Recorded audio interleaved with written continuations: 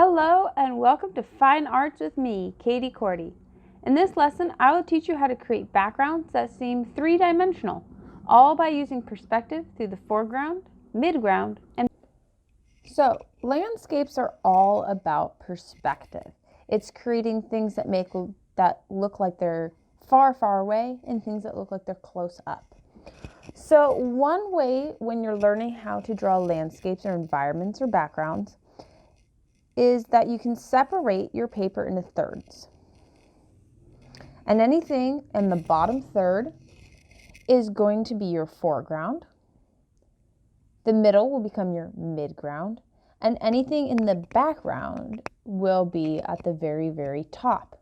Now, these can be adjusted. For instance, maybe you want a lot of clouds or mountains, and you may want to make your background bigger. Or you may really want to focus what's on the foreground and make this part larger.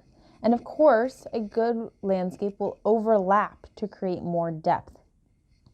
For instance, maybe I want to draw a tree here. I'm actually going to start all the way at the top.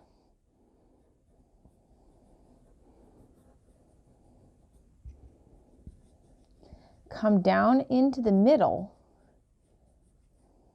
but end my tree where it stands on the foreground. And these lines I want to have big and thick because things in the foreground are close up. And so we want them to stick out. And an easy way to stick out is to make the lines thicker.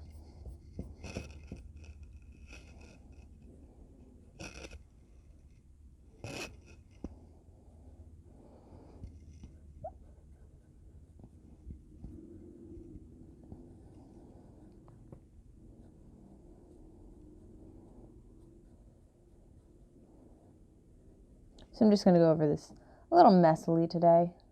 This is more of a sketch than anything.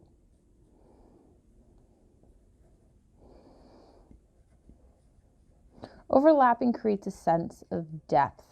And I'm already doing that here by having part of my tree be overlapping the other part of the tree to create the look of branches. And technically, the branches also overlap the trunk.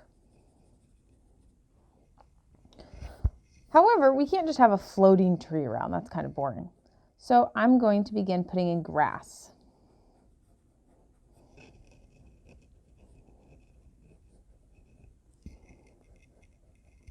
And so I'm going a little under my foreground line, and that's okay. For instance, if I want it to make it look like it's going downhill, I might have it wander downwards.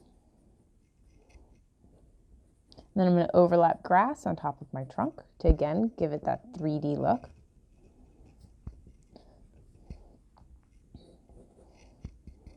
And then I'm going to erase my approximate foreground line.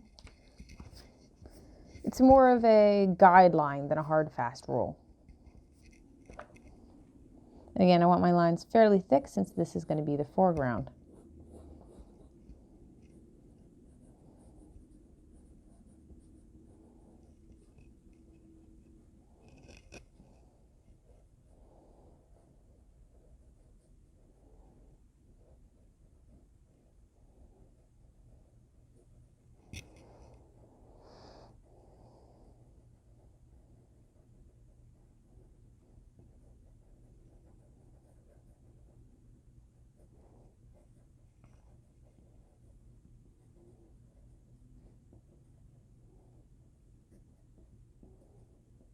Then in my midground, which takes up this chunk, well, since we have a hill here, maybe I want other hills. Make my hills overlap a little bit.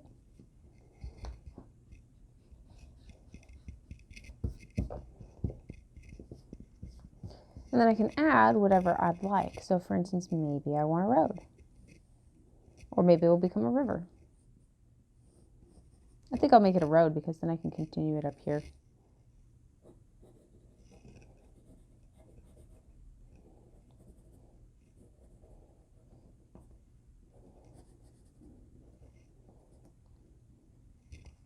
Again, the things in the midground are not going to need to be as dark as those in the foreground.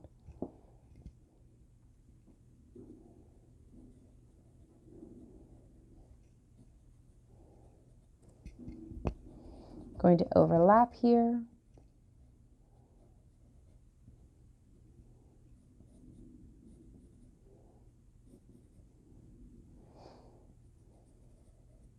And these trees are going to be smaller than the one that I have up in front because, again, they're farther back. Things in the distance naturally shrink.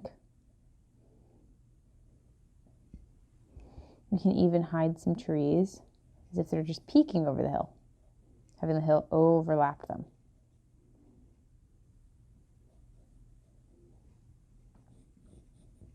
And if you look at my road, it goes from skinny and gets bigger as it comes closer to the viewer, which would be you and I. Then we still have our background. We can put mountains, we can put clouds, whatever you'd like.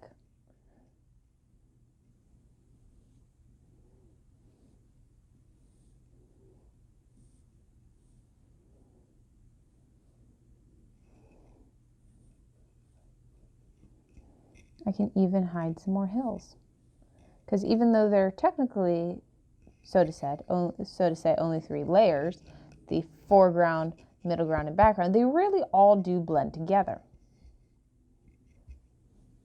For instance, the background may contain both clouds and mountains.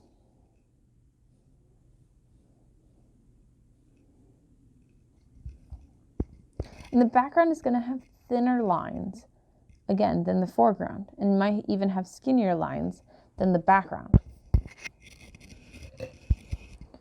When coloring an environment, you want the objects that are closest to you to be the darkest, while the objects in the background are generally going to be the lightest, because as things are far away, they will become distorted and dulled by smoke, dust, air pollution, and other things that make mountains, for instance, when they're very far away, look pale blue. So, since my tree is right up front, I'm going to make it a dark green.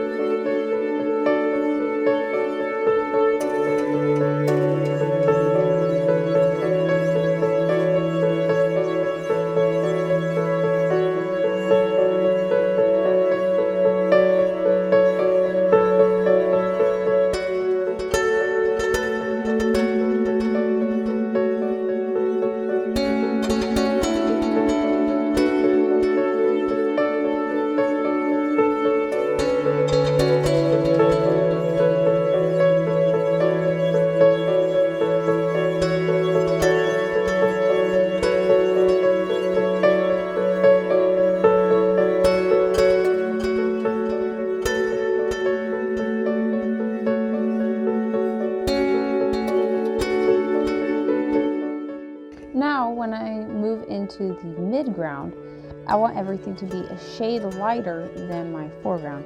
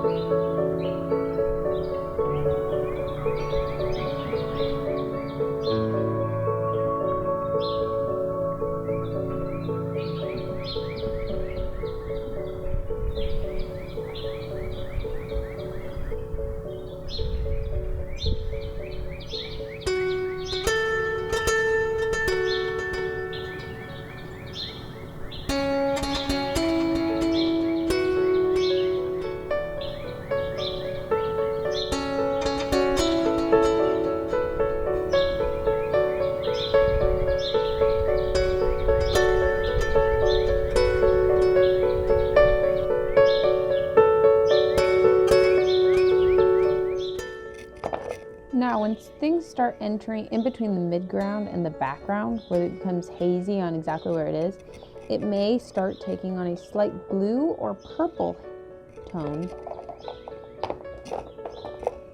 from the atmospheric perspective.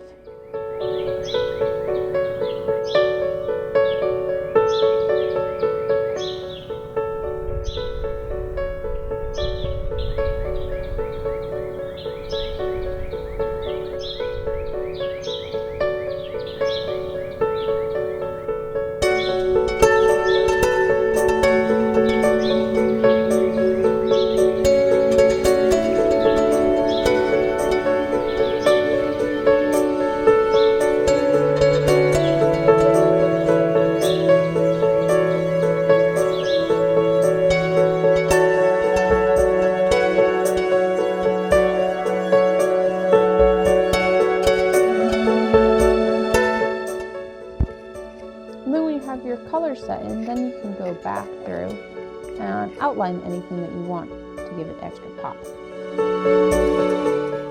Or add in these shadings that you haven't already.